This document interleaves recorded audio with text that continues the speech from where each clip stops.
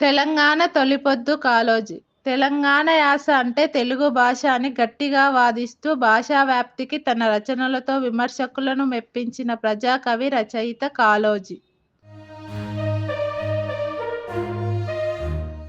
అక్షరమే ఆయుధంగా అణచివేతను ధిక్కరిస్తూ బతుకంతా తెలంగాణకు అంకితమిచ్చిన ఉద్యమకారుడు, పద్మవిభూషణ్ కాళోజీ నారాయణరావు గారి వర్ధంతి సందర్భంగా ఎల్లప్ప న్యూస్ ఆ మహనీయునికి ఘనంగా నివాళులర్పిస్తుంది.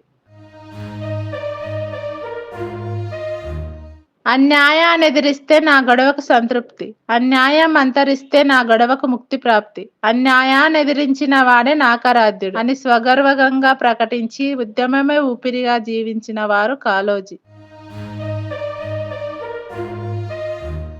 తెలంగాణ భాష యాసలతో స్వరాష్ట్ర ఆకాంక్షను రగిలించి తెలంగాణ ప్రజల్లో చైతన్యం తీసుకొచ్చిన కాళోజీ తెలంగాణ సాంస్కృతిక వారసత్వ సంపద.